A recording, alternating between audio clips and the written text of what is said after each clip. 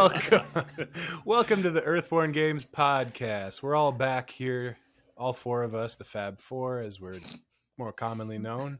No one has ever called us that. We are the original Fab Four, somehow. We are. Maybe We I have were Fab not. Four on my mind because the Beatles just released another one of their remasters. Joining me is Andrew Fisher. Hi. He's got a Hello, mustache, everyone. If you're not watching it, I'm, head over to I'm, YouTube I'm immediately.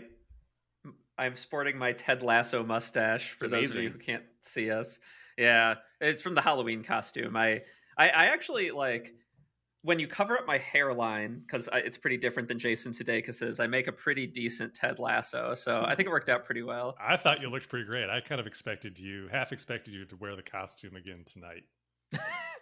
That's what Sam said too. She was like, "Are you not wearing the costume?" And I was like, "Well, like the episode comes out like a few days after we record. I didn't know if it was like no longer Halloween appropriate. That's true. It's time to dress up as Santa. Yeah, that's at least what the department stores think. Or turkey. Yeah. And also joining me is Evan. Evan, Yeah. did you dress up this year? No, I didn't.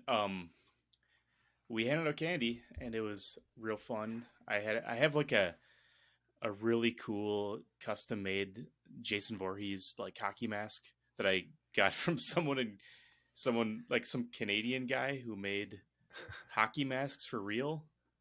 Realized that he could make Jason hockey masks for Halloween. I got it off eBay like almost 20 years ago. I just looked at the date on the back of the mask, and it's 2003. So, yeah, I think it's I pretty remember wild. this. Yeah.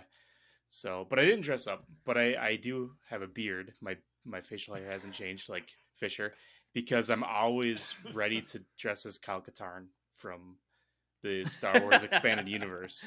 Nice. Once Have I you get ever into done shape it? one of these days. No, I will though. Oh, you don't have to Someday. get in shape for Halloween? Well, I saw this guy at a Halloween party, and I could have sworn he was Bob Vila, or maybe Al Yeah. Borland from Home Improvement. And he was a bigger guy, but then I realized he was trying to be Bob Ross, the painter. So you don't want to, you can be a Did he fat- not have a signature afro that He did. Oh, He did, okay. but at first I just looked at his body type. I was like, oh, this must be one of those fat guys. Just kidding. I did have Megan said you should put on that jumpsuit, which is a jumpsuit I wear when I have dressed as Jason in the past.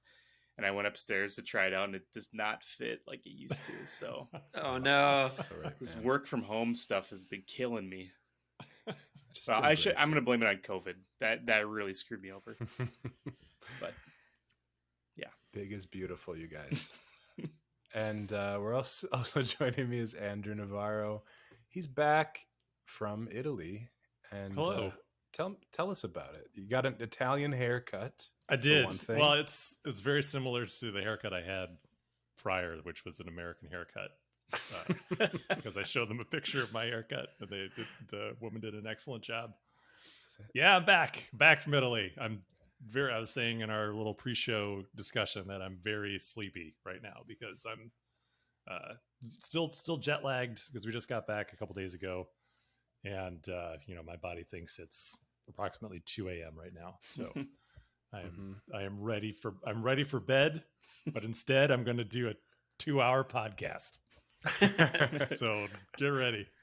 Usually we round it up around 140. So I think, can you make it to 140? Oh, I can make it. It's fine. Okay. It's all good. I feel the adrenaline pumping. Everything's great. Yeah, we're having fun now. That's right. also What was our code word last week? Oh yeah, What was the code word you used? Rutabaga. Rutabaga? Rutabaga. Yeah, That's It's right. like rutabaga. Say rutabaga. It's time to. It's time to start. Yeah, It's time to start. wrap it wrapping up. or let's keep our answers a little tighter. Gotcha. One of our listeners figured it out. Congratulations. I don't think it was probably that hard. Throwing you a softball. Yeah. What else could it mean? All right. Well, guys, rutabaga. What if you should have just screamed rutabaga right now, Andrew? That would have been good. well, I don't think we want a super short. Well, I don't know. I'm not good at giving short answers. Everyone knows this. So yeah, Italy was it was quite the experience. We were there for a little over 2 weeks, and yeah, there was a lot of fun things, a lot of stressful things. We did a lot of going from place to place, starting in Rome and then ending up eventually at Lucca Comics and Games. But Rome was it was really cool. I know, and I didn't really know what to expect at all. I always enjoy going to Europe because of the wealth of human history there, and being able to see buildings that are older than a couple hundred years old, like we experience here. Like, go to Minneapolis, like the oldest thing you see is, I don't know, maybe Fort Snelling, maybe the oldest structure in town, and that's pretty boring, I think. Sorry, all you Fort Snelling lovers out there. But yeah, Rome was really cool. We stayed at this place like in the middle of town that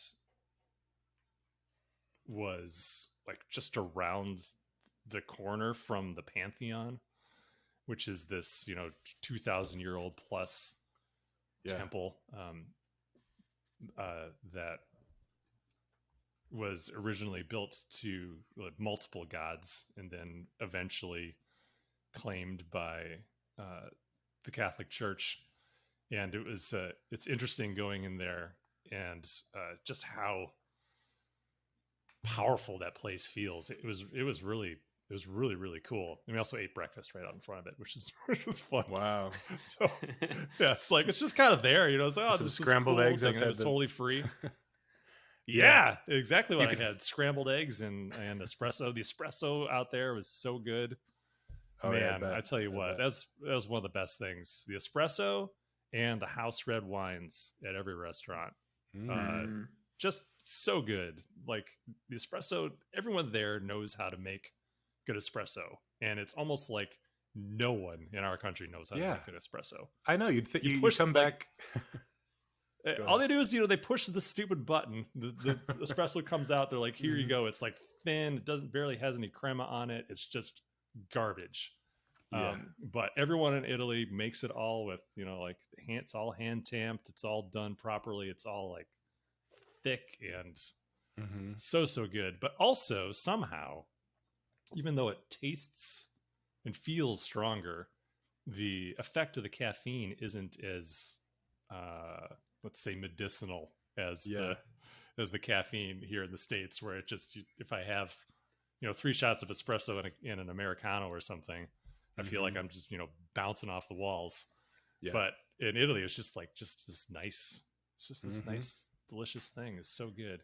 Ooh. Okay, but I like my medicinal caffeine. Well, then you just drink more. That's a feature. Yeah, you just drink more. You'll get there eventually, I'm sure. But yeah, and then the house wines are so good. They're just like a titch above like a grape juice. Like they're not. It's like somewhere in between like a grape juice and a wine, or it's you have to drink a lot of it if you want to like really feel the effects. So it's just like this nice compliment to your meal. It's so nice. Sounds great. It was great. It was great. Food abroad is I always love eating abroad because it's always such a treat compared to what we have on offer here. And then I always wonder if it was actually that great, or it's just because I was having a good time on vacation. I think it is actually that great. Like I feel like the food's a bit fresher. At the it's not, everything's not like genetically modified out the wazoo. It's not all covered with Roundup like our food here is. The little things like no poison in your food. That's nice. Yeah, to our European listeners, I'd be curious if and when you've come to the United States to visit, is it a like exciting culinary experience because it's different, or are you like, oh good, I'm in for like a week of trash food in America? Well, I talked to Andrea from Fantasia about that a little bit because what did he say? He said that from his experience, not personal experience, but people he's spoken with, like they've really enjoyed the food here. And my contention is that yes, the food here is flavorful. We know how to make flavor. We can make flavorful food and like put sauces and spices and things and make it delicious. But like the underlying food itself is oftentimes of like questionable quality, and it's harder to judge that, I think, until you find yourself have gained like 30 pounds when you like move over here, which is a story I hear frequently of Europeans who move to America. They don't change their eating habits, but they balloon out. Fast and cheap. Well, we all but delicious. We came from farmers who had to really carb up, so we just haven't got out of that habit. Yeah, maybe. So the Pantheon was cool. Saw the Colosseum. That was pretty awesome. The grounds around that were super cool. There's just these amazing ruins all around the Colosseum, including the ruins of the old Imperial Palace, which is really mostly just like a skeleton of what it was, but there are some intact walls and stuff that give you a hint as to how magnificent that place must have been. That was awesome. Went to the Vatican Museum, and that I talked about it a little bit on Monday. I told Fisher my whole like Vatican experience, but I did not enjoy the Vatican Museum. Let's just say there's too many people. Super, super crowded. I thought it would be a more exclusive, I don't know, a little fewer people there because they had limits on the number of people who were allowed to go. So I thought, well, it's a good thing we got our tickets because, man, who knows? Maybe just like a few groups are let in each day. No, it is a fire hose of humanity being shuttled through that place like nonstop. Oh, and wow. it's like if you're like classic grandmother's attic, except if your grandmother like stole all of these artifacts from civilizations throughout time and then just shoved them in every corner of available space. What the hell, Grandma? Well, there's some of the stuff she paid for also, but a lot of that other stuff is like, it's like, how did you guys, there's a lot of stuff in there, like, and it's so much that you can't really even take it in. I equated it to like trying to like maybe like walking inside of a Fabergé egg and trying to take in everything that you're seeing all around you from in every possible degree. It's wild. There's just so much. Did you stuff see in some like, what do they call them, relics, like the nails of Saint Augustine or something? Oh no, we didn't see anything like that. We did see they did have a pretty cool ancient Egypt exhibit there. So I got to see some really, really old stuff, including some really awesome papyrus that has like Sanskrit stuff on it, and some mummified corpses. Their sarcophagi, these little figurines and things, just amazing. Just having these things just like lying around. And we went through that room first, and I really, really tried to absorb what I was seeing and pay reverence to these ancient people and these artifacts and like the literal bodies of these people that were there, and remembering that everything in that room was taken from someone's final resting place and put on display. So like trying to just be respectful and really take it all in, and it was impossible because there were just so many people, and most of them just kind of like stumbling dumbly through this museum, like they didn't even want to be there. So did that. My youngest son Sam wasn't feeling very well on the trip. We found out after we got home that he had strep. So he had strep pretty much on the entire trip, and so he was having trouble, especially in the Vatican. So we're like, okay, well, we really just came here to see the Sistine Chapel, so let's just go see the Sistine Chapel, and then we can get the heck out of here. That is no small feat, trying to get to the Sistine Chapel, because you can't just wander wherever you want to in this museum. Like, you have to follow the traffic. So the way to get there, it's like an IKEA. Yeah, it's just it's like the world's largest IKEA. So you have to go through all of the different corridors and rooms on your way to the Sistine Chapel and follow these signs. So we probably went, like, I don't know, a couple kilometers on our way from from the entrance to the Sistine Chapel. But since we didn't want to like waste any time, we're just, speed walking past all of these amazing artifacts. Boring. Yeah. And like, oh, look at that. So this really cool, like, ancient Greek statuary, just ran past it. All these busts of emperors and things just move on by. Went down this corridor that had these amazing illustrated maps of like portions of the world that were like, I don't know, like 500, 600 years old. So it was, their perception of Europe, I think, was like mostly like the surrounding area. But it was like a football field long, this corridor that had all these maps. And then in between all the maps, there are more paintings on the walls and on the ceilings. Like every square inch of the Vatican Museum is covered in something. It's crazy. Sounds amazing. It would be amazing if you could go there with no other people, or just like, if you go to like the Minneapolis Institute of Art, that level of crowd, it'd be fun. Just surging. Yeah. It's just a crazy number of humans, which was really on display when we finally got to the Sistine Chapel, which again, I was expecting to feel like this reverence, or this sense of awe, being in this, like, inside one of the greatest works of art in human history.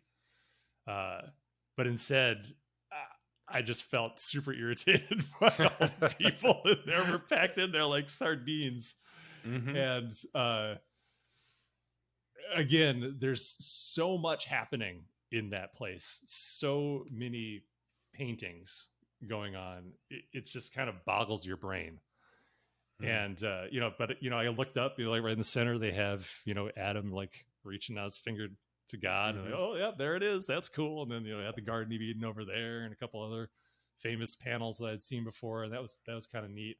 Yeah. But it was, the whole effect was pretty much ruined by this guy who is like sitting at the front of the chapel, who maybe every minute would say, quiet, silence, quiet.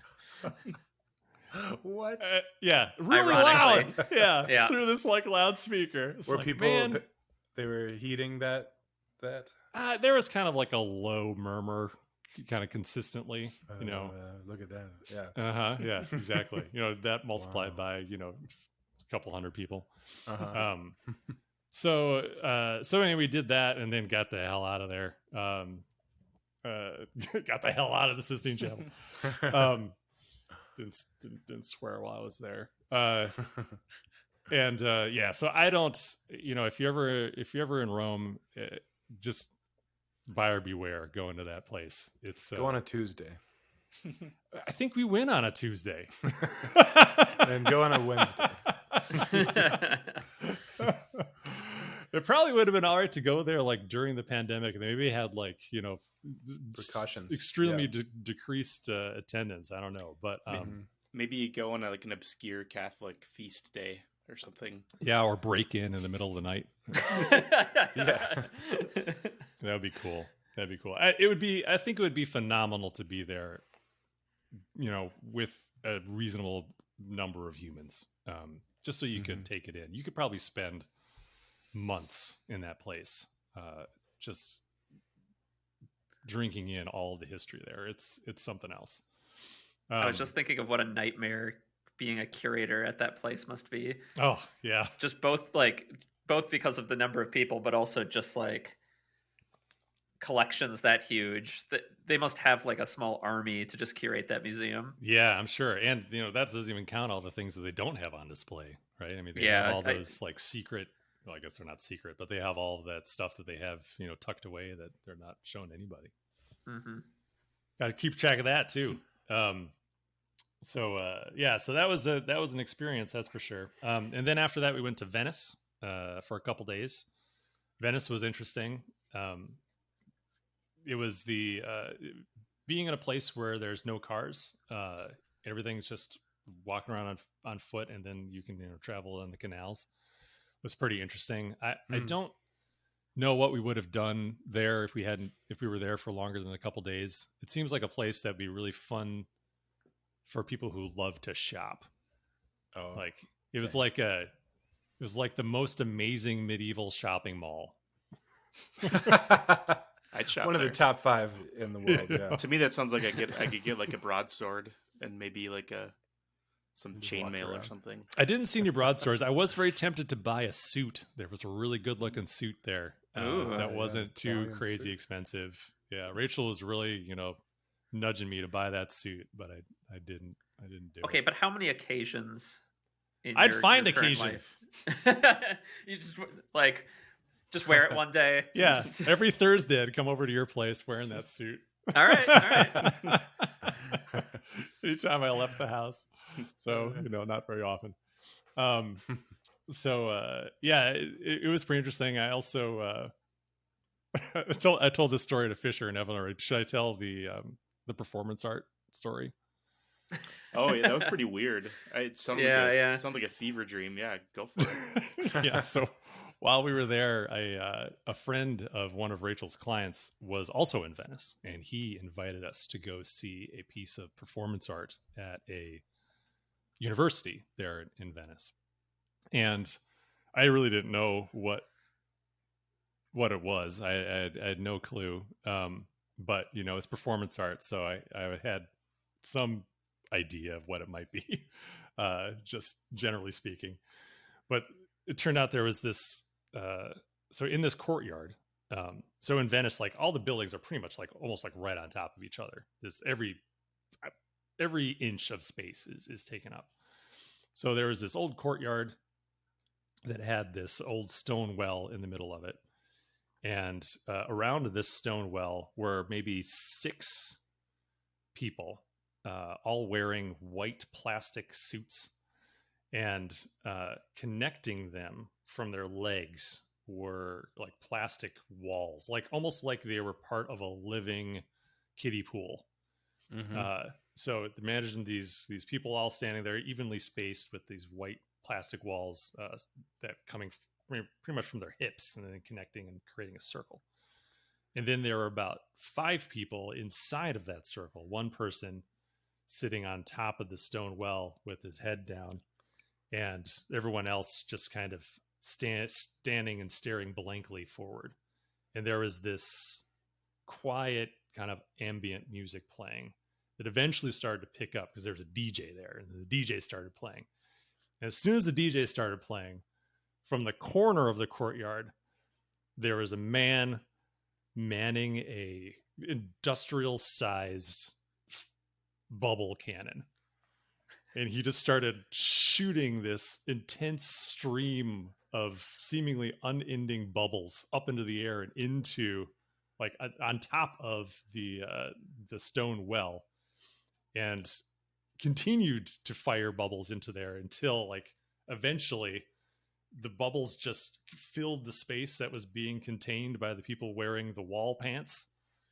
And the bubbles just grew and grew and grew until they were about like 10 feet tall of bubbles. And the bubbles were this really the surface area of them was surface tension of them was really high, I think is the right way to say it, where they if you felt the bubbles, they felt kind of weird and greasy, so they wouldn't pop right away. Mm-hmm. So it's like almost like there was a high plastic count or something in that bubble mixture. And so this techno music is playing while these bubbles are being shot at these people, and they're just standing there this entire time, just letting the bubbles steadily cover them and go over their heads. And then eventually the bubble gun turned off, and the music continued playing, and the people just still stood there, just kind of doing nothing. So I watched that for maybe, I don't know, 10 minutes. I was like, all right, I'm going to go and do something else. But it was really weird. And that was pretty much it. And the apparently they'd done another show earlier in the day, and the people in that show who were covered in the bubbles, they danced around and stuff to the music. And it that sounds like it'd be fun, right? Yeah. Like dancing in like a bubble pit. Yeah. And the bubbles would like undulate and then start to like break apart and fly off into the air. And apparently it was really cool. But this group, it just stood there. And you know, I left it thinking, you know, the same thing I always think when I see performance art. Like, yeah, someone had a vision for something that's cool that they, you know, made it happen. But that was unusual. Yeah. Also, like, you know, I just, you know, write it in a notebook and move on. I don't know if you need to do that. I think when just watch now. Oh, sorry. Go ahead, Evan. I was just gonna say, if performance art is lost on the large, on a large amount of the people watching it, I don't know. It might need to be revised or something. Yeah. Maybe. You know, someone I'm sure enjoyed it. You know, hopefully the person who, you know, directed it, create the thing, you know, spent all the time making those plastic suits and the wall pants. Like, that was cool. Like, they made wall pants. Yeah, man, just enjoy the wall pants and just, you know. Just watch. One of the wall pant wearers will be a backer. Oh, no. They'll be like, I was in that performance piece. Yeah, well, I'm sorry. Please explain it to us. Yeah. Why weren't you dancing? Cool. It was called, the name of the piece was called Self-Brainwashing. So not very subtle. No, yeah, that bubbles. It. Yeah. Lots of I don't get it. Maybe. Yeah, I know. It's very subtle. It's very subtle. Brainwashing. Yeah.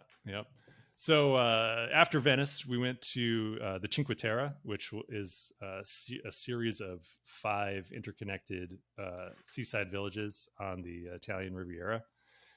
That was awesome. I think that was the favorite part of the trip for all of us. We stayed in this place, this village called Vernazza, and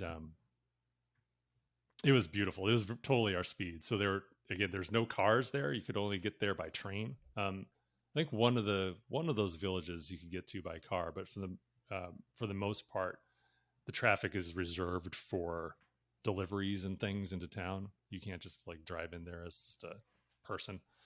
That was pretty awesome. Like they have a train that runs through it, but then they also have these footpaths that go along the sea. So like that portion of the coast is pretty amazing. It's like a pretty small area where you could like build up like larger structures, and then it just kind of goes right up from the sea into these like low mountains.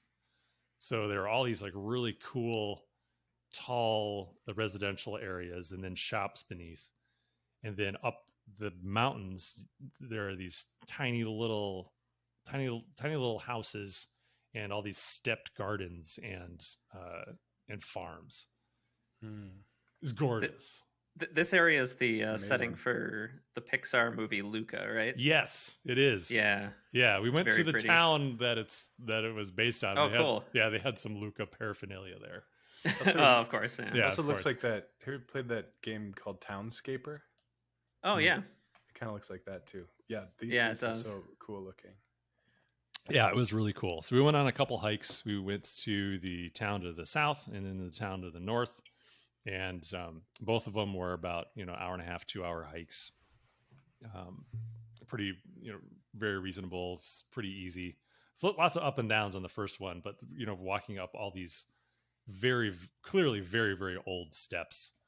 It was awesome. And then we just take the train back. So you do the hike for like a couple hours, cool. Take the train back. It takes like less than 5 minutes. So it's pretty great. I got my hair cut out there, and that was pretty fun. We just looked up, hair salons. This one had a pretty good rating. There's just a couple people in there. The stylist didn't speak English at all, and just showed her a picture. And I think the coolest thing about it was, or most interesting thing was, it took her I don't know, like maybe 15 minutes to cut my hair. Just Dang. bam, bam, just bam, bam. Speed job. Yeah, and I thought it looked great, and like I gotten the same haircut from a stylist here in the States for many years, and those appointments always took me like an hour and a half. Mm-hmm. I don't know if it's like we were talking a lot, or if she's just very meticulously cutting each little bit. Yeah, but this woman was she was just like hair up, chop, chop, chop. It was easy. It was pretty cool. And when she was done, I was like, "Wow, you're done already?" I was like, "I don't know, maybe a little bit shorter." And she's like, "All right, chop, chop, chop, chop, chop, chop, chop," and then it was done. Maybe it was a really good reference picture. Like, was it like a favorite celebrity haircut, or it was my haircut? Oh, okay. My old, there you go. haircut. Yeah, it's just my Perfect old reference. haircut. But she just looked at it Navarro. for a second. It's like, yeah, she's like, "Oh yeah, cool, I can do that." Yeah, so it felt really good actually to get this haircut. It's like I've finally sloughed off like the last of the pandemic, because I hadn't gotten my haircut since like February of 2020. So it was long overdue. So anyway, it was a great time. Cinque Terre was amazing. I think if we were to go back, or if we were to do the trip again, I think we would have spent a lot more time there, and maybe skipped Venice or Rome altogether, because it's just totally our speed. It's very chill, and we had this really awesome market that we were going to every morning, and we'd buy stuff for breakfast, make breakfast up in our place, and it was all fresh and delicious. Pancetta is what we were having instead of like bacon. Ooh, yeah. Whenever you're Yeah. pancetta, it's similar to bacon, but not exactly. But man, It's so thicker, good. isn't it? No, it's thinner. It's thinner. Oh, Yeah, It's like shaved thin. yeah. oh. But absolutely phenomenal. So much fun. And then we went on to Lucca, and I had to work, so I was working. And then at the end, which I was really looking forward to it. I also did some work on doing some editing and some rewriting on the World of Earthborne Rangers book, so that was fun. I rewrote an early section and then didn't like it, and then rewrote it again on the plan, and now I like it a lot better. But anyway, Lucca was pretty amazing. So the town of Lucca is surrounded by a big wall, like maybe like 60 feet tall, 50, 60 feet tall. And it's about equally wide. And the wall has a long history that I don't know the entire history, but effectively it was built and then rebuilt and then reinforced, and eventually was kind of paved and planted on top. So it's now this pedestrian walk that goes around the entire city. It's about 4 kilometers of a walk. And the gates that you pass through to go into the town proper are still the old like medieval gates. So it has like these giant steel doors that are just kind of perpetually open. And the old port cutlass is still there above the street. This massive, barrier that's just blocked off now, but it's still there. It's really cool. And then the town itself has all these like cool historic buildings and courtyards and things. And within that is where they set up the convention spaces. So there's these big tents, these temporary tents, that all the convention stuff, like the comic stuff and like the other fan bits, are all inside there.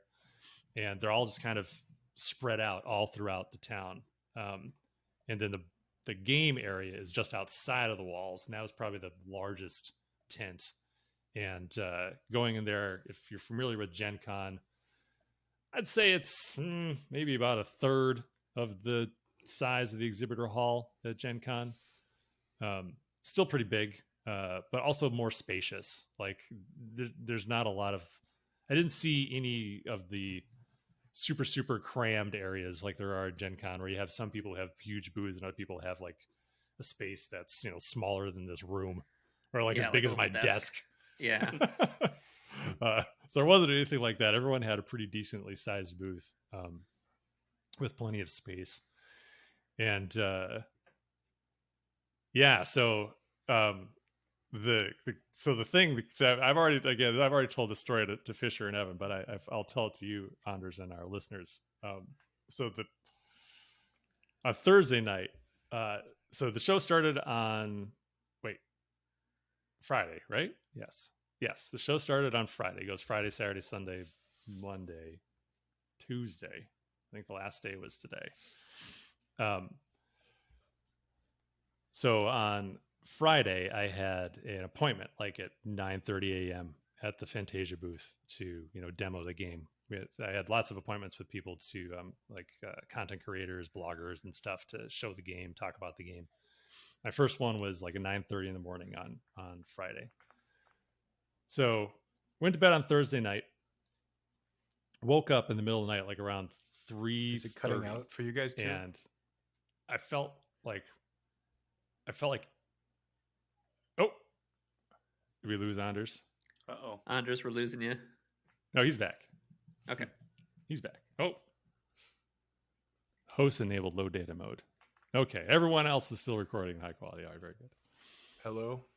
Yeah, I'm still here. Okay. All Okay. right, good. For me, All right. everything you just said was kind of cutting out. Was that for you guys too? No, No. you just cut out. Like your video Okay. went down. So it's me. Yeah. Okay. But now Continue. I can hear all you guys fine. I can't see you anymore, but I can hear you all fine. Yeah. So about 3:30 in the morning, I woke up and I felt like this weird thing like inside my mouth. Like there was something like, I don't know, like I could like feel it with my tongue. Like there was like something going on. And it felt like something was like swollen. No. So I got up and I went into the bathroom, turned on the light, and then was greeted with this like, it was so startling to see my face in the mirror because I had this huge, like the entire left side of my face was all swollen. I had this like big like apostrophe sized thing kind of like swelling out the side of my face, and it was like Oh, it was like someone like shoved like a bunch of potatoes in there, and then it was like hanging off to the left and like kind of like jowly and weird, and like the lower lip was a little bit swollen. Oh my God. Yeah, I was like, that's exactly what I said. And That would freak me out. yeah, it was it was freaky. So then I went back into the bedroom. I thought I was gonna have to wake up Rachel, but she was already awake. She's like, what's going on? I'm like, I think there's something wrong with my face. Yeah. So obviously it looked like some kind of allergic reaction. So I asked, do we have any, did we bring any Benadryl on the trip? She's like, no. I was like, man, all right, well, let's find a pharmacy. So we looked it up, found a 24-hour pharmacy, left a note for the boys, and then went into town. We were staying in at a lovely vineyard just outside of town, but down like up in the mountains. You had to drive maybe 20 minutes down these super windy, super narrow roads, and we had this big SUV that we were given at the rental place. So it was harrowing going through there in the middle of the night. Classic European roads, super, super, super narrow. Mm-hmm. And anyway, so we drove back into town, found the 24-hour pharmacy. As we're driving, I can feel the swelling growing across my face, and I could feel my lower lip getting even bigger. And we get to the pharmacy. It says in big numbers above the door, 24/7, and then it's closed and all dark. Oh, no. Yeah, of course. But Wow. it's for the best. Just popping some Benadryl would not have done the trick, I don't think. So at the point that it's spreading across your face, it's hospital time. I feel. Yeah. So that's what I said. So I was like, I don't know, Rachel, I feel this is pretty bad. You should probably just take me to the hospital. So that's what we did. So we went to the hospital, and the guy at the front desk, we had to kind of buzz in, and so it took us a little while to figure it out, how to get in there. But we finally did. It had to push a button to bring someone out to the front. And the guy who came out didn't speak English, but all I had to do was take off my mask and show him my face. It's like, no. So, pretty clear what was happening. So went into the emergency room.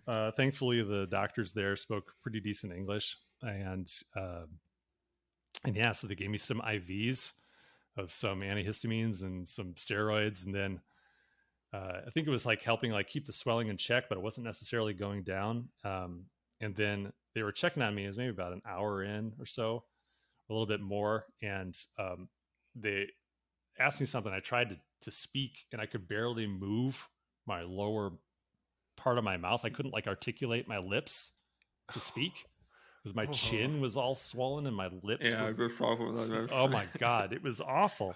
Andrew, did he ask you, the doctor ask you if like you enjoyed the Vatican or not? And if you said no, then did he get some sort of like anti-curse and balm or something? Did you stay quiet? Some holy hot water on me. Were you silent in the Sistine Chapel? No, I wasn't. I'm sorry, doctor. So anyway, so they gave me a shot of adrenaline in my thigh, and that kind of finally started to tip things in the other direction. I could feel it immediately start to kind of loosen up a little bit. And then, since I was there so late or so early in the morning, I was there for the shift change when the new doctors and nurses and attendants and stuff came in. So the doctor who had been working on me, super nice guy. He was like, he was pretty much ready to discharge me. He's like, yeah, I think you're out of the woods. He said, it was, close to your throat and your tongue, but if it was going to go down that way, it would have done it already. So we think you're probably going to be all right, and there's really nothing more we can do. He said, but I'll check with the incoming doctor and we'll see. The incoming doctor is like, nope, we're going to keep you. I'm going to give you another IV. So he did. He's like, and I'm going to keep you probably until maybe 2 p.m. at the early. I'd let you out at 2 p.m. at the earliest. And I was like, man, I have to work. Like, yeah, but what kind of demos are you going to give with half your face swollen? Yeah, I know, but I was like, I have shit to do, man. I gotta go. But anyway, he's like, well, if you really want to go, obviously you can go. I can't keep you here. We'll just have you sign something. So I was like, okay, well, we'll see how it goes. So got the other IV. Still hanging out in the emergency room, like the actual like room itself, along with a couple other patients who were far worse off than I was. So I didn't really have a lot to complain about. I just had a hideous face. And then a couple other people like were wheeled in, and they wheeled me out, put me in the hall, and just left me there for a couple hours. And so I was just like texting with Rachel the whole time. She wasn't able to be in there with me, and my phone's steadily running out of battery. And I was like, I got to get out of here. Nothing's happening. So it took a long time for the doctor to kind of like randomly walk by when we did. I was like, hey, can I go? He's like, I'd rather you didn't. I said, well, I'm fine. Don't worry. He's like, well, okay, we'll just have to have you sign something and then you can go. So that actually went pretty fast after that point. That was nice. So I just signed a sheet of paper saying, I wouldn't sue them if I dropped dead. And then left. And then, so I got out of there around, so I missed my first appointment, unfortunately.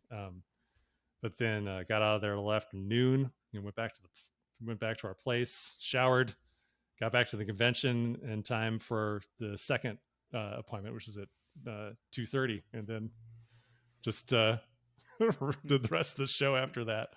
And did you feel any kind of hangover from that? Oh yes, experience? I certainly did. Yeah, no, I felt pretty good that day. I think just because I had the adrenaline, my own adrenaline pumping, and the artificial and an adrenaline. injection of adrenaline. Yeah, I have to ask, was it cool? Like in the movies, did he just jab it? Well, I mean, they did jab it. Not in my heart. Directly into your heart. No, that would not be good. They put it in your thigh because there's a lot of meat for it to go through. So it kind of goes slowly, right? So that hurt, and then it took a long time for it to. And do you know what caused this? Did I miss that? Through me. No, yeah. So no, we don't know what caused it. I mean, I know what caused it. The best. Yeah, I know. Yeah, it's cursed. My God. Yeah, shit. blasphemy. I hadn't thought of that, Evan. You might be right. What did you eat for dinner the night before? Well, nothing out of the ordinary. I didn't have anything out of the ordinary. And the fact that it took so long, like it wouldn't have taken that long to go into effect. Like, well, I told Sam your story, Yeah. and her whitefish reaction took about that long. oh, did it? Yeah. Okay. All right. Well, maybe it was something I had. I don't know if I had anything weird. I had Are some there scorpions in Italy? olive leaf tea. That was like the only weird thing I had. I had a couple cookies, but nothing.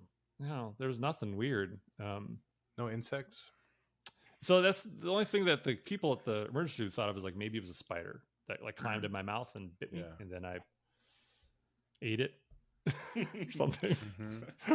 But yeah, I guess if Sam's reaction took that long, then who knows? Maybe it was some kind of food, but it didn't go down my throat or tongue or anything. So That's good. I don't know. But yeah, so my face was still pretty puffy when I was doing the demo. So like I'm on video right at that point. Our first one was like a live stream. So if anyone sees that video, you was can it definitely tell. Was it a Fantasia live stream or was it a other content creator? It was a different content creator. It was someone. It was a tabletop gaming magazine. And what did you remember their name? Oh, I forget the name. We'll find it out. I want to see your puffy face. Yeah. You should have showed up with a Fan of the Opera mask on. Covering Well, part of your face. I decided to so that was something I was considering, just wearing a mask, because you couldn't really tell if I was wearing a mask, but I was like, I'm just going to own it. Like, it's fine. And I was joking that I was since it was a big cosplay convention, that I was cosplaying as Bruce Campbell. my big jaw. Big jaw. Yeah. And then it was mostly like deflated the next day, but the next day on Saturdays, I felt worse on Saturday, because I was like just finally recovering and trying to work a full day at the convention. I started out all right in the morning, but then mid-morning I was sitting at the demo table, and Andrea's next to me talking. And then if you've ever, I don't know if you guys have all fainted before. No. But if you've ever fainted, that feeling you get when it's coming on, like your fingers feel weird and your body feels weird, and the quality of light changes and nothing feels right. Tunnel vision and kind of feel sick to your stomach a little bit. Yeah. So I had to I just got up and ran out of there and went and got some fresh air, and then realized I hadn't really eaten very much in the last 24 hours and needed food. So I wasn't really 100% on Saturday, but powered through. And overall, that nightmare aside, the convention was really great. Like those couple days I was there were awesome, and being able to take part in the demos, even though I was only really able to connect with people who could speak, decent English. I wish I could be more helpful at the booth. But the people I was able to connect with and talk to about the game were all super excited. Being there with the Fantasia guys, and they were so passionate about the game, and watching Andrea, give demos and talk about the rules, it's clear how much he's invested in Earthborne Rangers, and it was really awesome. And it was really, really well received by all the content creators who saw it, and all the people who got demos. The other guy who was doing the demos, his name was Bruno. Both he and Andrea said that everyone was enjoying it, and which they remarked on it, and I did too, that it's pretty rare when you're doing convention demos for everyone to be having a good time. Usually. Go ahead, Fisher. The typical experience is, you get the person who shows up who's really excited to demo the game, and then they have their friend or a significant other that they dragged there who does not want to be at the table. That's I feel like that's the quintessential convention demo experience. Yeah, that's been my experience too. There's always someone who's grumpy. So who knows? There were 3 more days of the convention, so maybe they got some grumpy people before the end. But in the time that I was there, everyone really enjoyed it, which is awesome. And so we had a couple demo tables going. We had 3 set up, but they were a little short staffed. They had a few people who were planning on coming on the trip who couldn't make it. So they didn't have quite as many demos as we could. We had a lot of people we had to turn away, which stunk. But it really got me, excited to eventually, show the game and demo the game at conventions or, at places here, and doing that ourselves. And I think that's going to be awesome. And I think the thing that I really took away, because I was asking myself as I was like sitting there in the emergency room, like, what am I supposed to learn from this experience? Why is this happening? And I think ultimately what I took away from it was, I think going into the convention, I had the attitude that I always kind of have as like just a veteran of conventions, where it's like, yep, it's another convention. Wasn't super excited, but was thankful for the opportunity, but not super pumped. But then when there was the chance for it to be taken away from me, I realized how much I really wanted to be there. And so that was the good thing about that experience, is that taught me how much it really actually meant to me to be there. So that was cool. So anyway, so I'm looking forward to doing conventions next year, and we'll have to figure out what we're going to do and where we're going to be. But definitely looking forward to doing it. And I'm excited. That's my Italy story. Sweet. Wow, that is an epic story. Can you guys hear me? Yeah. Yep. Okay. Oh yeah. Cool. It's hard to tell. We turned the video off so it flows better, but cool. I'm glad you can hear me. Thank you for going to Italy so you can tell us those crazy, harrowing stories. Yeah. I can't believe that face blown up thing. We should make that the thumbnail for this week's podcast. I did not. He said he didn't take a picture. No. Why? It was not? hideous. I looked awful. That's why you take a picture. Yeah. Well, No, I took a picture of myself. Man. Yeah, I took a picture of myself in the emergency room with my mask on to document it. Were you afraid like your eyes were going to start closing up? And I just would start. I mean, that just sounds terrifying, like a worst nightmare scenario for me. Yeah, I'm not mentally equipped to handle a situation like that. No, I've actually dreaded something like that ever happened. Yeah. Well, I don't know. Like I generally take stuff like that in stride. It's Rachel was way more nervous than I was. She had to look at you. Yeah. But you do not look good. No, I did not look good. I did not look good. All right, guys, rutabaga, and we're gonna go.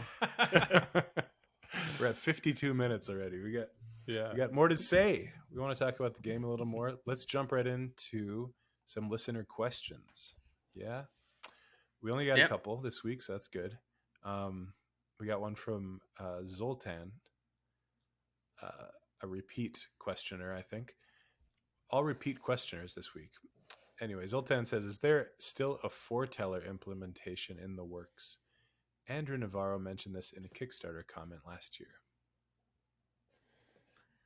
Yeah, for those of you who don't know, Foreteller is an app that allows people to create allows you to upload voice acting for games that usually just have like read aloud text, and then you can download various packs of voice files for various games and have a more professional reading of your game than your friend at the table. Yeah, so I hadn't heard of it until someone mentioned it in the Kickstarter, and I looked it up at that time, and I was like, yeah, that looks pretty cool. That seems like it'd be something that would be good for our game. But that's as far as it's gone. So I think I'd love to do that. I just don't know any of the details about Is what's it like involved. fan made? Like anyone can? No, it's a thing. No. So you would have to hire somebody to do the voice acting. Yeah, Fisher, did you mention? I thought when we talked about it at the time, I think you knew a little bit more about it than I did. I don't know a ton about like exactly how Foreteller's monetization works or any of the licensing works on it, so I can't really speak to that today. I do think creating voice acted version of our campaign guide would be amazing for us. We would love that. And so like I think we're still excited about looking into that and potentially pursuing it. But the big challenge is just a monetary one, to be honest. Getting quality voice acting is costly, rightfully so. It takes a bunch of work and talent to do it. And we have a lot of words in our game. And so there is a slight challenge in just like games like Gloomhaven and stuff have foreteller implementations, but Gloomhaven's working on a different scope than we are. So I think something like a foreteller reading of the game would be a nice to have in the coming years, but I cannot promise it today, just because the logistics of recording something that sizable. Yeah, we both have experience enough with getting voice work to know that it is a lot of work. Oh yeah, especially once you get the Screen Actors Guild involved, it becomes a lot of work. Wow. See, I wasn't even thinking about the logistics. I was thinking about how cool it would be to imagine what dialogue would sound like in this setting. Maybe talk to like a linguistics person and figure out how an accent might change. Oh gosh, yeah. Oh, that'd be cool. It'd be too hard to tell, but it'd be fun to come up with something unique. Well, I've always thought that while all the dialogue obviously is written in English, that the English is actually just a stand-in for however they're actually speaking. You know what I mean? Yeah. Yeah. Because their language will have changed. Has any movie or anything ever done that, Evan? Where they I know. Think about how the one thing I thought of was like the Dark Tower series did that a little bit, because that took place in the far-flung future, and these little villages adopted, like, I think East Coast sort of words for things, but Stephen King put his own spin on it. But I could be wrong about that. But that's how I'm remembering that series. So, in kind of a reverse direction, I know that a professor kind of reverse engineered what pronunciation would have sounded like in Shakespeare's day. Yeah. And then they trained a cast to perform Shakespeare with kind of the original accents that it would have been performed with. They could kind of reverse engineer it from rhymes that no longer work as read aloud today, but they can kind of like figure out based on people's writing about pronunciation as well as like how the rhymes would have functioned. They can kind of reconstruct what it may have sounded like. Interesting. My favorite thing kind of the other direction. Have you guys ever seen that episode of Nova, that PBS show where or it might have been a BBC show where they try to find what a Neanderthal's voice would sound like?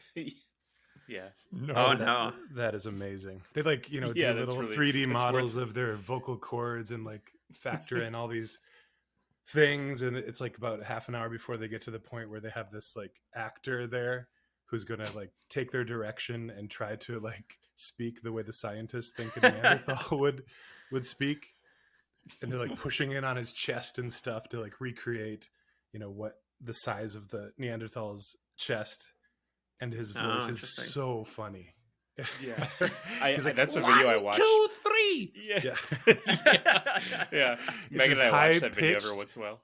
It's amazing. One of my favorite internet videos. Look at it. Anyway. It's amazing. What? It's just this high pitch, and the look on the actor's face is amazing too. Yeah. Anyway, let's move on. We got another question from Darren, another classic emailer. He said, I missed the tabletop simulator demo back when the Kickstarter was running. Do you have an estimated timeline for an updated demo for us to play while we wait for the physical game? Yes. So I think I mentioned this a couple episodes ago that we were working on it, and it was coming soon, I think I said.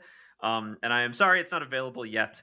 I think we can probably say that we should be able to have that demo up by the end of this month, so by the end of November. Basically, I apologize to everybody for the delay, but ultimately, it's just a result of getting our final files ready for the actual print game.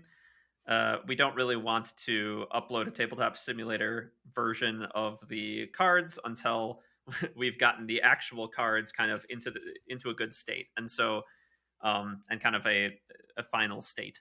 And so as we're kind of working with our partners to get all those cards ready, it's been kind of like pushing where we want to launch this tabletop simulator demo. So we're wrapping up on the cards, and so we're going to be able to go and upload that and clean up the TTS environment here very soon. So I think you should be able to expect that demo before the end of the month. Yay! Awesome. Yeah, it'll be exciting. I'm excited for people to get their hands on it again. We're gonna have, you'll be able to kind of see how things have evolved, since for those of you who played the vertical slice during the Kickstarter campaign, you'll be able to see how things have changed and evolved. And we've got some obviously new polished content in there for you to check out. So I'm excited for people to get their hands on it. We did have one person that I spoke with at the convention who played the physical version of the TTS demo at a previous convention that Fantasia did. Okay, yeah. And then played, which is effectively like the final game, which we had at the convention. And he said that he felt it was a lot smoother than the original TTS demo. Good. So one person at least noticed the difference. I'd hope so, after all the work we put in. And I mean, there's a lot more of it too. Oh yeah. Obviously, not all of that will be in the demo. You will be cordoned off to a small section of the valley in the demo because, obviously we don't want to give away the whole game for free here. Or spoil things, Or spoil things. Well, too much anyway. There'll be plenty of spoilers though. So just know that going in. If you want to be fresh on it, then you should just ignore it entirely. Yeah, but if you don't care, we won't be spoiling any of like kind of the mainline plot and any of the later game content. I mean, it's open world, so it's only later game in the sense that it's much more challenging, so it's ill-advised to go there. But yeah, there will be slight spoilers. Yeah, so I think that's ultimately with any work that needs to be done on the demo is just going through and just clipping out all that stuff from the campaign guide, so we don't inadvertently spoil that stuff for you guys. Yep. All right, and we have one more question from many people, and they want to know, why is the Legacy of the Ancestors not available in the pre-order store? Yes, so I wanted just to talk about this on the podcast really briefly, just because we've received a fair number of these questions at the info account, because it is noticeably missing from the pre-order store. The reason why we talk about it on the website, but you have to know to go to that blog entry to find it. So the reason why it's missing is that we're still fulfilling it separately. It won't be ready. Hopefully, if all goes well, it won't be ready until the end of next year. So decided to leave it off the pre-order store for now, but we'll make it available to order again, I think, during our next Kickstarter campaign or our next crowdfunding campaign, whatever platform we end up being on, which obviously we're planning for this upcoming spring. So if you're looking for that, it's not there right now, but you'll still be able to have a chance to get it. You'll just have to wait a little bit to have your chance to pre-order that. But we'll make it available again a few months from now. And that is it. Hope you're muted, Anders. Thank you. Someone started running a bath next to me, so I'm muting myself. Anders is podcasting from the bathroom. Yeah, he's just on the toilet. I feel most free here. All right, let's talk. I assume Andrew Navarro, we've already covered what you've been up to Yeah, we Unless don't need there's- to talk about anything else I've done. Those are my work stories. Yes, and then okay, so let's go to Fisher. Yeah. I've had a lot going on lately. As I kind of alluded to, we're still kind of in that final push of finishing up the core game files. There's a lot of logistics, as you know, like we polish things up in English, partners polish things up in these different languages, and we kind of communicate back and forth to each other to make sure everything's kind of coordinated and finished. And that back and forth has been a lot of work and has honestly pushed a little later than I had originally planned it. And so, we started. I talked about us starting testing on our secret project, us starting development and testing on all of our expansions for Rangers, like Rangers content. So we've got a lot of things. I kind of reached that overlap in my schedule from some things going later and other things starting. And so I've had a busy couple weeks. But as we get these core set files out, it's and starting them printing, things are going to lighten up a bit. So, been juggling a lot, but it's a lot of exciting stuff too. Like on one hand, it's a lot to be helping with starting our kind of other projects as we're finishing this one up. But on the other hand, like I just I was inputting proofreading changes. Our proofreader did an amazing job, and she gave me all these comments. But it's like go through line by line and make sure you're very meticulously and carefully implementing all of those proofreading changes, and then fixing syncing issues with Adobe Creative Cloud and stuff. God. It's just this mind-numbing work. And so being able to then go and play a game of our new secret project and like be in this very different headspace of just new design ideas and stuff has been a little freeing. So it's actually kind of a nice change of pace at the same time. That's cool. But it is a lot. How many comments did she give us? Oh, on which document? Just the campaign guide. On the campaign guide, it's thousands, I think. Oh my lord. Well, Awesome. She marked every river, every like. That's great. Yeah. So, no, she did a great job. She gave us so many that Adobe Acrobat is lagging when I go. That's through not this hard document. to do though. I hate Adobe. Yeah. Acrobat. Okay, that's a good point. No, Awesome. yeah, she did an excellent job getting that file cleaned up. That's great. So yeah, that's what I've been up to. Just kind of bowling forward on QA work, getting those files finished up. Awesome. How about you, Evan? Yeah, not much has changed since my last work update. I'm getting going on like concepting and starting art for the expansion. And unlike Fisher, I feel like I surprisingly have more free time these days. Then it's hard to get comfortable with that because it was such a busy summer for me. But I have been like going through the campaign guide just to get an extra set of eyes on how everything flows and stuff. And I had a lot of fun playing it through on TTS. It was awesome. And I know that the campaign guide is so packed with content that I was holding off on some of the stuff that maybe your proofreader was mentioning. Like I would see like an orphan or like what are they called? I should know this because I'm a graphic designer. Like a straggler word at the end of a runt. Is that what it's called? Yep. I had to look it up the other day. I thought it was an orphan. Maybe they changed it.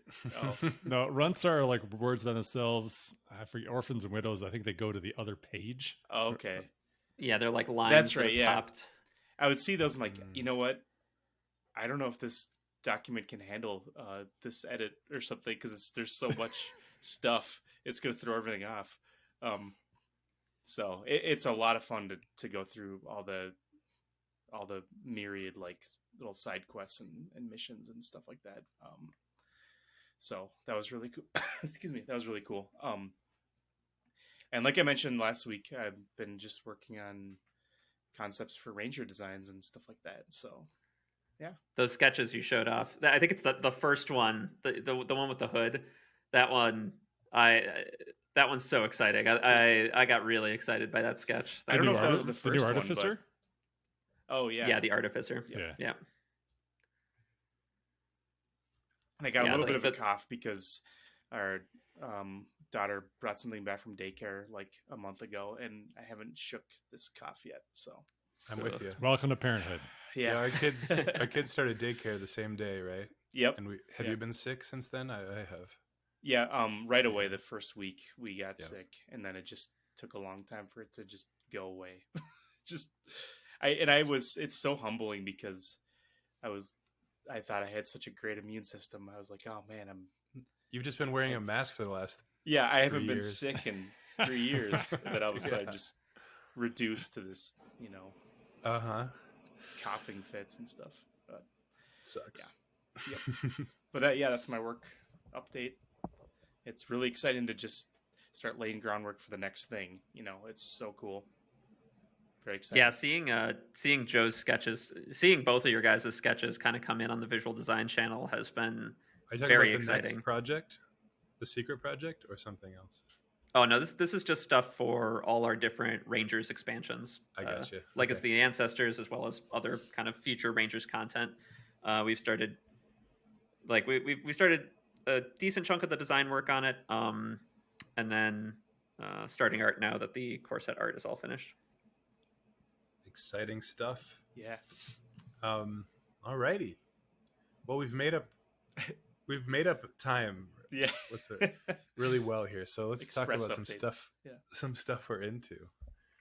For me, not a lot. I've been really busy with real life. I started working a 9-to-5 job again. So Oh, what are you doing? plus, I'm working at South High School in Minneapolis here. I'm a special ed assistant. Something I've done Nice. a lot in my life. Oh, cool. Yeah, so that's exhausting. But in terms of media that I've been consuming, as far as games, Elden Ring, still playing that. I like it quite a bit. It's a really cool world to explore. And there's not much more to say about that. And then last night I watched this spooky movie called Barbarian on HBO Max. It just came out. I think. What did you think of that? Did you watch it? I haven't watched it yet. I read by Edgar Wright, the film director, coming out of like Cannes Film Festival. He just posted like, you should see Barbarian. Don't look up anything about it. Just go see it, is what he said. So I'm very curious. I would agree with that statement. Yeah, exactly. I wrote that down and I was like, what if it? oh yeah, you shouldn't. I- Go ahead, Evan. Oh, I'm Hello? sorry. I was just gonna say, what if it has nothing to do with D&D? Like, will I be disappointed? Oh, Wizards of the Coast presents Barbarian, the movie. Here's one thing I'll say. It's like you're kind of watching it, thinking, okay, why is this movie called this? That's a cool aspect to it. Like, why is this movie titled Barbarian? I'll watch it for sure. Yeah, it's a good horror movie. It's a good like yeah, exactly. Not knowing anything about it, you'll be surprised and like, what the hell was that decision? And it takes a lot of strange turns. In the end, I'd give it 3 out of 4 bags of popcorn. All right. That's pretty much all I've done. Oh, and I played a music concert 2 nights ago. Oh, cool. I played my first show in 8 years with my band Love Lake. And that was really fun. It was kind of like a last minute thing. We got back together and practiced like 3 or 4 times, and it was really good, high energy, and I was pretty nervous, but in the end, people loved it. It was fun. It was at a place called the White Squirrel. It's a newer bar on 7th Street. Okay. Are you guys going to do another show?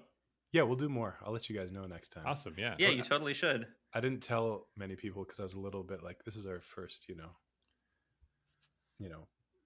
run back at doing this, and I was a little nervous. So next one's going to be even better. Megan and I love Lake, and I have Nice. your 2 albums, right? Is it 2 albums? There's 3. Oh, 3. Oh no, I only have 2 of them. Get the third one. It's the Oh, best one. not a real Oh, fan, no. Evan. But we saw that post that you made on Instagram, and we wanted to go see you. But you have a we little baby. Yeah, we couldn't make it happen. We're just Yeah, I understand. so Next time. yeah. It was a college reunion. You would have seen a lot of friends. Well, last time we saw you was it felt like that, or maybe. I think the last time we saw you, you're playing outside in Minneapolis somewhere. Oh, at the Pizza Luce block party thing? Yeah, that's what it was. Opening for Lizzo. Yeah. Wait, Yeah, really? heard of her? Yeah, sort of. That's awesome. It was like her old group that she was in called Girl Party. And she was. Oh, like, yeah. They were the headliners, and we were like on at like 12 in the afternoon. We're like the first people on at like lunchtime, and then she went on like 8 hours later. But I can still kind of say I That's opened cool. for Lizzo, you know? Yeah, totally. If you're a fan of Lizzo, you may not be a fan of Lovely. But anyway, that's me. Yeah, check out my band, everybody. It's on Spotify and Apple Music, whatever you want. I'll do that. All right, Evan, what have you been into? Not a whole lot. I mean, being a parent, at this stage we can't really do much. So, but I mentioned this last week. I've been really into. I've been experiencing this creative surge, and I think it's because, just I don't know, having some more time gets my thought process going, and I was trying to bend that creative surge towards different things, and I found an old pixel art sprite sheet that I was making several years ago and I decided to continue making it because I mentioned last podcast that I was really into pixel art and how cool it was, and then I found this like old Photoshop file that I started, and so I'm working on it again, and it's just kind of fun. It's just a fun little thing to do each morning when I have a little bit of time. I'll make like a few series of tiles for like a building or like a tree or a cluster of trees, and it's, I don't know, it's very simple, and it's a fun mental problem. How do you use, I mean, the resolution I'm working at is each tile is 16 pixels. So it's a fun little problem. Like, how do I express an image in this limited 8 resolution? By 8? Or no, it's 16 by 16. Yeah. Oh, 16 by 16. Yeah. I was just winging it when I made it. I thought, well, I kind of want to work in a Super Nintendo sort of Sega Genesis kind of resolution level. So yeah, it's been fun. I shared a little bit of what I was doing on the Discord. Yeah, it looked cool. A couple weeks ago. So yeah, I'm just super low res image, that one. Yeah, it was a JPEG. So I have this batch process in Photoshop where I can quickly export JPEGs of whatever document I have open. And I forgot that my pixel art thing was incredibly small compared to the usual things I export. So when I looked at it, it just looked like a mess. It looked like it had been shared and uploaded on the internet a million times. Oh yeah, like really artifacted. I believe they call it deep fried or something. I don't know. Oh yeah. I just say it looks all computery. Very technical term. Yeah. Beyond that, I've been just into Andor. I almost said Andor. Andor for... It's my old high school nickname. Yeah. And I'm looking forward to seeing the next episode tomorrow morning. I've been really enjoying it. So I've also been enjoying Andor. I kept up with it while we were in Italy. It's like the only thing I bothered to watch. But then I remember, it's like, oh yeah, the new Andor's out, and then I boot it up. Yeah, it's I think the last episode like really goes in an interesting place, like this like it does. Dystopian empire. Yeah, it really sells it. It was pretty cool. The episode before that was so weird. I just had this weird feeling watching it, and then all of a sudden it just goes in a totally different direction. So yeah, I really love the time they're taking with this one. Like it, I think my general feeling on on streamed shows is that if they go to like 12 or 13 episodes, it usually ends up being a couple episodes too long, you know? Yeah, like there's a lot of filler. Yeah, but this feels like, well, there's some filler. Like they're at least trying things and exploring little nooks and crannies. Like the story's going interesting places, and they're exploring interesting parts of the setting that I think I'm finding it interesting, which is great.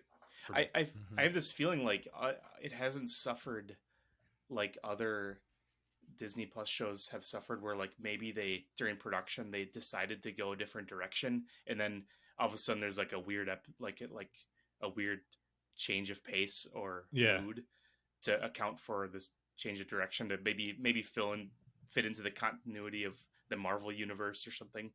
But this one, it seems very well thought out, and it's not rushing, and I trust that it's going to get somewhere in a really cool way.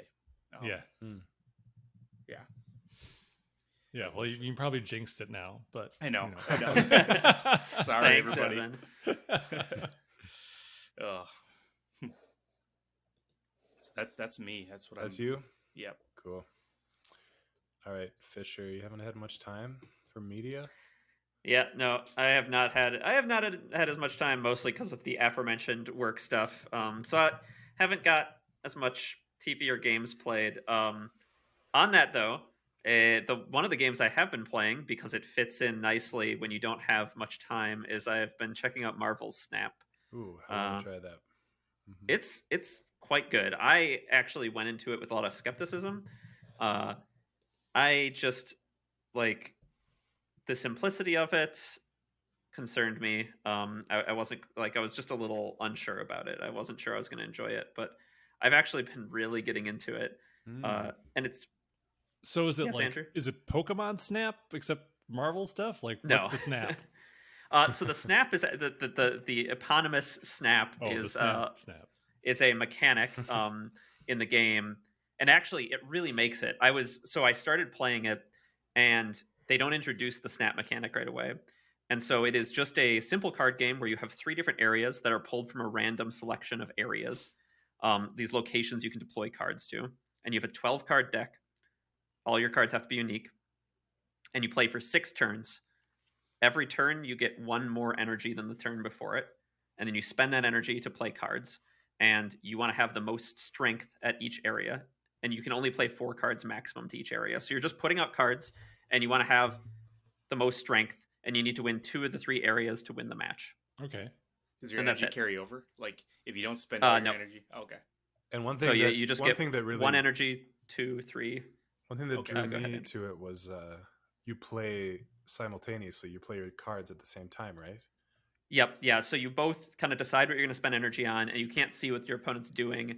And you click once you lock in, it reveals all your cards. And then cards either have on reveal abilities or ongoing abilities. Some just don't have abilities and are just efficient.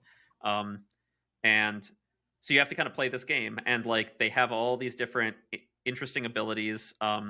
Obviously obvious card game stuff, but like one of the things they really do with the abilities is they kind of push the uniqueness of every single one. Every one feels like it breaks the game in a very interesting way. A lot of these aren't just like little incremental things. They do a lot of pretty splashy abilities. And then the Snap mechanic, to your question, Andrew, is actually really makes it. When they introduced it, like it really clicked for me. So you are playing for cosmic cubes, which is just you're playing for 1 cosmic cube, and this gets added to your ranking, and it's basically your ranking in the game is how many cosmic cubes you have. If you win, you get 1. If you lose, you lose 1. On the 6th turn, it increases to 2. So, and you always at the bottom of your screen have the next turn button on the right and a retreat button on the left, and you can just leave the game at any point. And so if you leave before the 6th turn, you're not risking 2 cubes instead of 1. And then this is where the Snap comes in. At any point, you can snap, and you double the cubes you're playing for. Okay. So if we're playing for 1 cube and I snap, we go to 2. And then on the 6th turn, it would go up to 4. And if you also snap as my opponent, it would double it again up to 4 playing for up to 8 on the final turn. And so there's kind of this calculus of like, should I snap to, like, do I think I'm going to win? Do I know the card pool well enough to think that I currently have the advantage in this game? Like, what cards, based on their deck build, what might they have? There's also, there's been a couple times when like my hand is garbage, but my board position's great, and I snap and they retreat because like they think like, oh, he's gonna play Hulk and win. I better get out of here, and I don't have anything, right? But That's so cool. you can kind of bluff. I like that. The betting, like, for what's such a simple mechanic, it really forces you to think critically about your board position and about like your current trajectory in the game, and then the possibilities in the card pool and what they could be playing out. Because previously I was just kind of throwing things out and like, well, if he wins, he wins. And now I'm like, well, if I think he's going to beat me, I should just leave now. And that constant push and pull of that mechanic makes the game engaging. All right, that's cool. So is it on mobile? Yeah. Free to play? And it plays vertically. And it plays in like just a couple of minutes because it's only 6 turns. So like it actually is a card game that you can play on the toilet and your legs won't fall asleep. Finally. Yeah. And it's really cool. The like monetization is really cool that you can't really buy. It's all cosmetics. You can just buy like different versions of the Hulk and stuff. Oh, you're not buying packs? Yeah, that's what I. Yeah. The monetization is pushed really lightly. You earn cards. Basically, you have a collection level, and it's like you can upgrade your cards by playing games.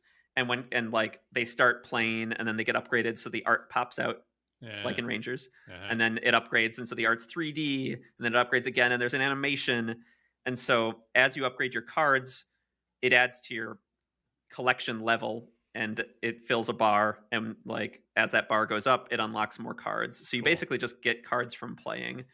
It has some of the classic, like Andres said, you can buy fancy skins, and you can buy. They have like a season pass model where there's like a season pass with extra rewards, and a bunch of them are behind like the premium. Like you pay $10, and then you'll get everything, all the pretty skins and stuff. So monetization's pretty light by modern standards, which has been very welcome. Yet they made $2 million in their first week. I just read. Oh, awesome! Good for them. I know nothing about this game other than you showed me briefly last Thursday. Is it possible if I just favor street level superheroes, can I make like a street level deck and it be viable, or is it just? Probably. I mean, like, what do you mean by that? Like Daredevil, Spider-Man. Oh, okay. Just no flyers. Yeah, they're not involved in like galactic conflicts, I guess. Just I'm trying to think about the higher cost, like this, all the 6 cost heroes. A lot of them get more like galactic and wild, but you probably could make it work, I think. Let's try it. Yeah.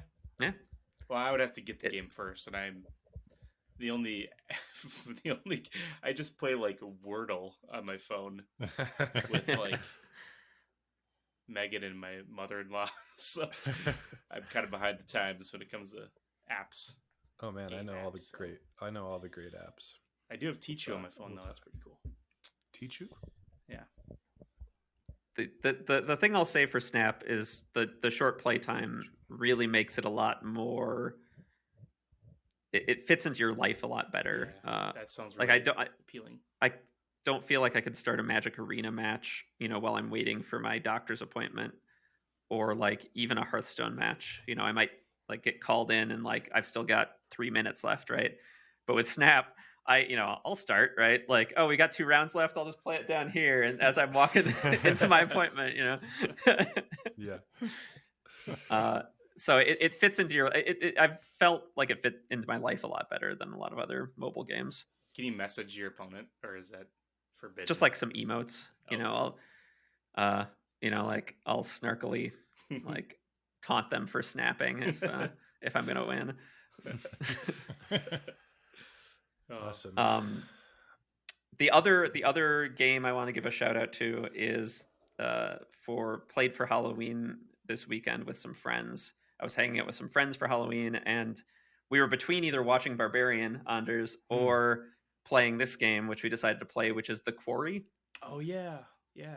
It's the new game by the people who did Until Dawn, and it is. So we're not too deep into it yet because we were just playing like at our kind of Halloween party, but it is a real return to form. Their games after Until Dawn hit or miss a little bit.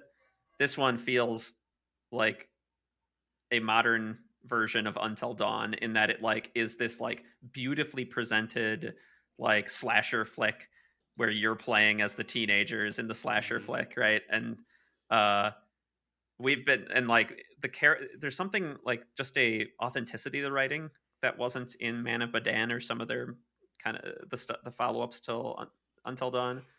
Like the characters feel a lot more real and connectable and relatable, and you can kind of hot seat it where you all play and then like you assign a player to each character, and whenever it's that character's turn, you pass the control over to them. That's and then fun. You yell at them when they get them killed or something. So that sounds it's really been cool. It's been a really good time for just like hot seat playing with your friends. Highly recommended. It's good to see David Arquette CGI version. Yep, you got CGI David Arquette. Alrighty, Andrew Navarro, how are you holding up? I'm sleepy, man. I am tired. What do you want to tell? You want to tell us about anything? Yeah, I'll share a little bit before we go. Yeah, so I did get a chance to watch some movies on the plane that I've been waiting. A few that I had wanted to see but hadn't had the opportunity. So that was cool. This first one on your list, I love. Yeah, so on the way out, I watched Edge of Tomorrow, which is Tom Cruise, Emily Blunt.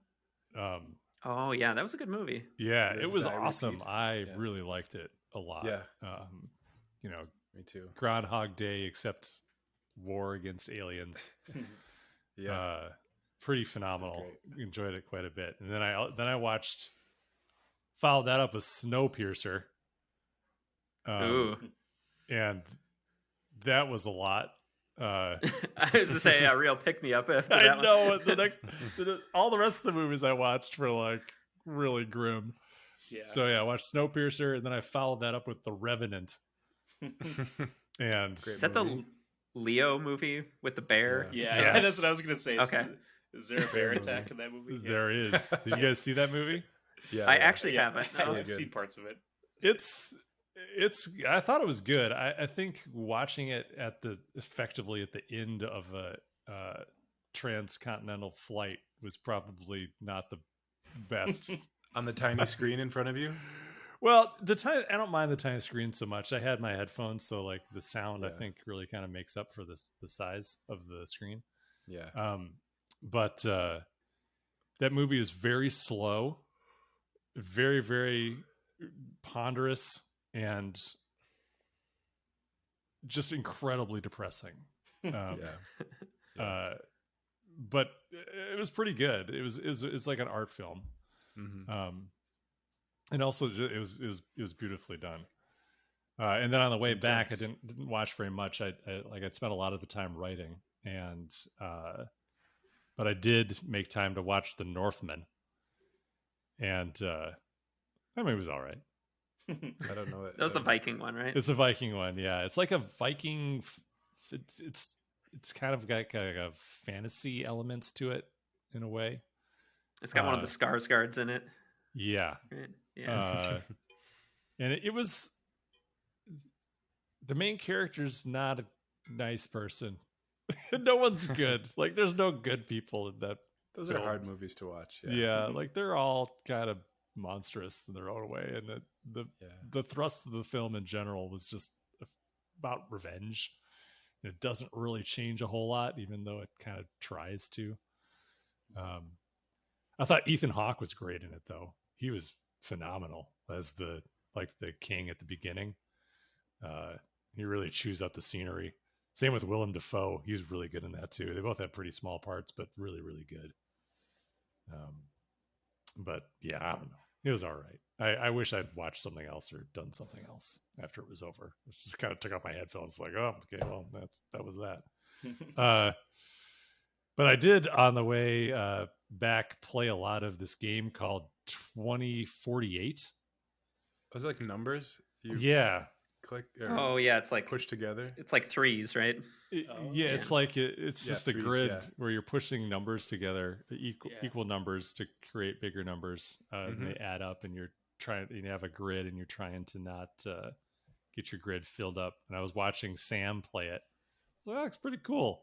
So I started playing it, and I played a lot of. I played Teenagers a lot love of that games. game for some reason. It's just like a free. I don't know why. But it sounds like I it's always play it. threes. How is it different? It's just It's like even threes, numbers instead of odds. It's even I think numbers. so. Yeah. I think it's Yeah, the only and you difference. win when you create the number 2048. Oh, okay. So you need to get 1,000 24. And there's no like add 'em together. charming faces on the numbers like there is in threes. No, just numbers. I love threes. There's actually, I won't get into it mostly because I don't remember it in detail, but there's some controversy over plagiarism between 2048 and threes. Actually, Oh, really? yeah. Sure. Oh, okay. 2048 was the plagiarizer, Yeah. but I think ended up growing to higher popularity than threes ever did. So Okay, I hadn't heard of it's it messy. until I saw it on the It's little free. screen here on the plane. So that was pretty fun. And then when I got back, a board game was waiting for me. There were several Kickstarters that I backed when we were launching our Kickstarter, and the first one of those finally showed up, and it's Spire's End Hildegard, which is a card game, kind of like a choose your own adventure card game. I played it a little bit yesterday while I was eating lunch, and played the first chapter. It's interesting. I'll reserve judgment until I finish it. I think it's going to play pretty fast. But I thought it definitely had some charm. I'll check back in on Spire's End Hildegard here in a couple weeks. the Give it art's my judgment. The art's cool. It's got kind of a like illustrated book feel. Yeah, Mm-hmm. yeah. dig It seemed interesting. It was, I think, of all the things I backed, it's the one I was the most kind of just intrigued by, because it wasn't quite like anything I'd seen before. So yeah, it's been interesting so far. It's got I think it's got a kind of a neat aesthetic to its combat / challenge resolution mechanics, where you're rolling these dice, and the faces of the dice have bullseyes on them. So like one of them will have like a full bullseye, and then the bullseye is just like a ring with a dot in the middle. And then the other faces have portions of the bullseye. So like some of them are like half the bullseye, some of them are just the dot, some of them are just And if you can half of the ring. assemble the complete bullseye, Yeah, then you get a hit. yeah, that's So cool. that's kind of neat. Yeah. I'm interested to see like if you get more equipment and stuff for your character that makes that a little bit more interesting to do, other than just like rolling dice over and over again. But I thought that was a neat little thing. But yeah, I'll check back in on that once I finish it. Like I said, I don't think it's going to take too long. And that's it. Now I'm ready to go to sleep. Fantastic. Well, it was wonderful talking to you guys, and thanks for joining us, everybody. Go, if you haven't done it yet, pre-order the game, tell your friends about it, share it on Facebook or whatever you use. And yeah, send us some questions. We want more questions. Think of your best questions, and we'll answer them next time. Yeah, So- they don't even have to be about the game. If you just ask us Exactly. questions. Just about life, deepest questions. Yeah. Who are we? advice. What's your vice? All right, we're gonna get that one now. All right. Well, thanks everybody, and we'll see you in a couple weeks. Bye bye. Thanks, everyone. See ya. Bye.